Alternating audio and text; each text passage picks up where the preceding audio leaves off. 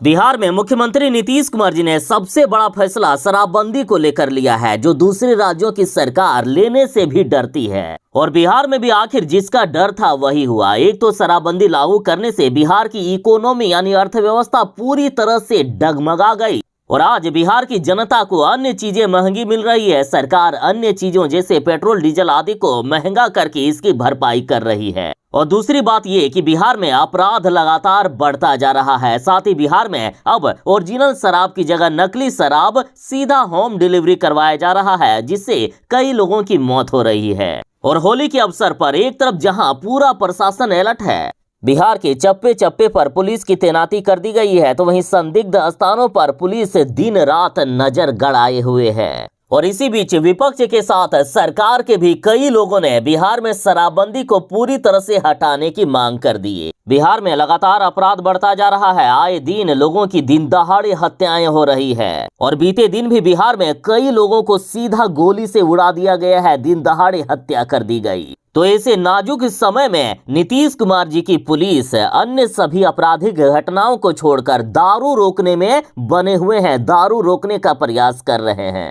तो इधर केंद्रीय मंत्री पशुपति पारस ने बड़ा बयान दिया है। इन्होंने कहा है कि बिहार में शराबबंदी तो पूरी तरह से फेल ही है। नीतीश कुमार जी, आप एक काम कीजिए, दारू और ताड़ी को बिल्कुल ही फ्री कर देना चाहिए बिहार में, क्योंकि 1000 बोतल यदि शराब पकड़ी जाती है तो 500 बोतल ही दिखाया जाता है, जबकि 500 बोतल बिहार के थानों से ही पुलिस वाले बेचते हैं। बिहार में शराबबंदी पूरी तरह से फेल है। ऐसे में यदि सरकार और प्रशासन से ये नहीं संभल रहा है तो बिहार में दारू और ताड़ी बिल्कुल ही फ्री कर देना चाहिए। और इसी बीच पप्पू यादव ने बड़ा बयान दिया है। देखिए, शराबबंदी के बीच सरकार को पप्पू यादव ने सुझाव दिया है कि ज्यादा टैक्स लेकर विदेशी शराब को शुरू कर दीजिए नीतीश कुमार जी। पप्पू यादव ने कहा है कि हमारा रेवेन्यू बर्बाद हो रहा है, आम जनता का टैक्स जा रहा है, इसलिए सरकार को चाहिए कि ज्यादा टैक्स लेकर विदेशी शराब की बिक्री बिहार में शुरू कर दी जाए। और वैसे भी देखा जा रहा है कि बिहार में तो शराब बंद है ही नहीं। बिहार में भले ही शराब दुकानों पर ना मिलता हो, लेकिन होम डिलीवरी हो रही है और जो रेवेन्यू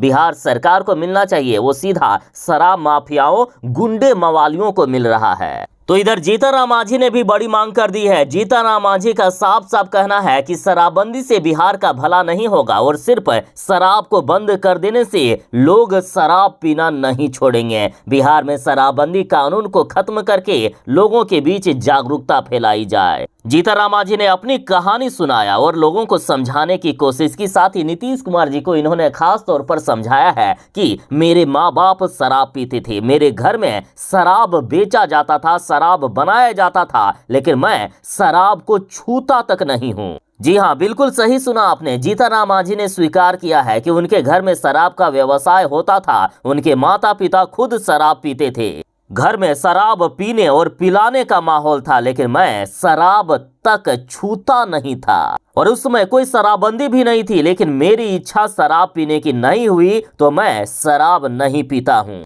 यानी जीतनराम मांझी ने सीधा नीतीश कुमार जी को समझाया है कि नीतीश कुमार जी, लोगों को समझाना पड़ेगा, लोगों के बीच जागरूकता फैलानी पड़ेगी। सिर्फ शराबबंदी लागू कर देने से नहीं होगा। लोग आए दिन जहरीली शराब पीकर मर रहे हैं। क्यों मर रहे हैं? बिहार में जो शराब बंद है, लोगों को आपने शराबबंदी करके ये संदेश दिया कि शराब नहीं पीना है। साथ ही आपने यहाँ तक कह दिया कि पियोगे तो मरोगे ही, फिर भी लोग पी करके मर रहे हैं। क्यों? क्योंकि अज्ञानता है, उनको समझ नहीं है। अतः शराबबंदी को खत्म करके बिहार में लोगों के बीच जागरूकता फैलाने का काम कीजिए। जीतनराम मांझी ने कहा है कि आपने जो शराबबंदी कानून बनाई है उसमें बहुत दोष नहीं है, लेकिन इस कानून का इम्प्लीमेंटेशन ऐसा हो रहा है कि पुलिस तबके के लोग करोड़पति हो रहे हैं और गरीब बेगुनाह लोग जेल जा रहे हैं, गरीबों को सजा हो रही है। जीतनराम मांझी बोले कि किसी को फंसाना है तो उसके घर में शराब रखकर फंसा दे रहे हैं और उसको जेल भिजवा देते हैं। इसके इम्प्लीमेंटेशन में गड़बड़ी हो रही है। हम बार बार नीतीश कुमार से इस बात को कहते हैं कि इसकी समीक्षा होनी चाहिए, इसे खत्म कर दीजिए ना नीतीश कुमार जी।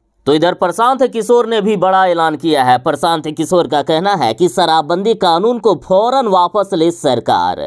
प्रशांत किशोर ने कहा कि मैं बिहार का एक ऐसा व्यक्ति हूं जो पहले दिन से कह रहा हूं कि शराबबंदी बिहार के लिए नुकसानदायक है। शराबबंदी को तुरंत हटाना चाहिए। शराबबंदी से पूरी दुनिया में किसी भी समाज का आर्थिक और सामाजिक विकास हुआ हो तो उसका कोई भी प्रमाण आज तक नहीं मिला है। अगर शराबबंदी के जरिए ही सामाजिक और आर्थिक विकास हो सकता था तो दुनिया के दूसरे देशों में भी इसे लागू किया जाता, लेकिन दूसरे देश ये समझते हैं कि शराबबंदी यदि लागू कर दिया जाए तो पूरी अर्थव्यवस्था बर्बाद हो जाएगी। नीतीश कुमार जी, आप भी थोड़ी सी होशियारी दिखाइए और शराबबंदी कानून को अविलंब खत्म कीजिए। प्रशांत किशोर ने कहा कि बिहार में शराबबंदी से सरकार को हर साल 20,000 करोड़ का नुकसान हो रहा है और इसकी भरपाई बिहार सरकार पेट्रोल, डीजल और अन्य चीजों के दाम बढ़ाकर जनता से कर रही है। बिहार के गांव में शराब की होम डिलीवरी हो रही है जिससे पूरा बिहार बर्बाद हो रहा है और जिस बच्चे को पढ़ना चाहिए वह शराब के कारोबार में संलिप्त हो रहा है। शराब को घर घर पहुंचाया जा रहा है। पुलिस शराब तस्करों को पकड़ने में दिन रात लगी हुई है। आए दिन उन्हें पकड़ने के लिए छापेमारी की जा रही है। इस वजह से पुलिस और अहम केस पर ध्यान नहीं दे पा रही है।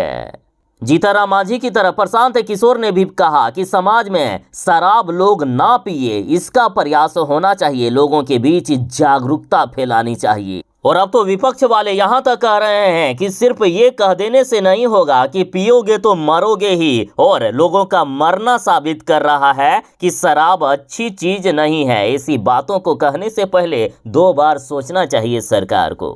तो इधर बीजेपी नेता सुशील कुमार मोदी जी ने सीधा नीतीश कुमार जी से कई सवाल पूछे हैं। सुशील कुमार मोदी जी ने पूछा है कि शराबखोरी के खिलाफ जो जागरूकता अभियान शुरू किया गया था वह आखिर बंद क्यों कर दिए नीतीश कुमार जी? कितने नशा मुक्ति केंद्र अब बिहार में सक्रिय है बताइए? यानी जो जरूरी है उसे आप बंद कर रहे हैं और जबरदस्ती शराबबंदी को लागू किए हुए हैं। और आज स्थिति ऐसी है कि बिहार में शराबबंदी गुंडे, मवालियों और भ्रष्ट लोगों के कमाई का जरिया बन गया है। आम जनता इससे परेशान हो चुकी है। सुशील मोदी जी ने पूछा है कि उत्पाद एवं मद्य निषेध कानून की धारा 34 के अंतर्गत जहरीली या नकली शराब बेचने वालों को जब उम्र कैद की सजा का प्रावधान है तब सरकार बताए कि 6 साल में कितने लोगों को उम्र कैद की सजा दिलाई गई है। चाहे पक्ष हो या विपक्ष, सभी नीतीश कुमार जी के इस बात का समर्थन कर रहे हैं कि शराब अच्छी चीज नहीं है। लेकिन जिस तरह से बिहार में शराबबंदी लागू की गई है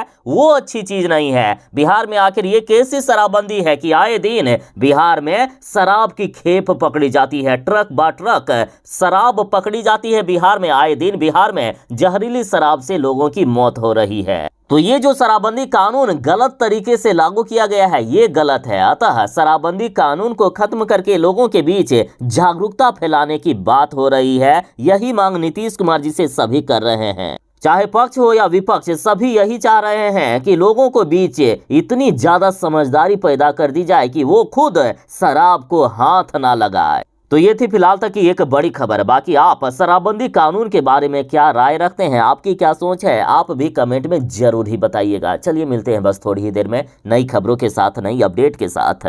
तब तक के लिए दीजिए इजाजत। बाय। जय हिंद, भारत माता की जय।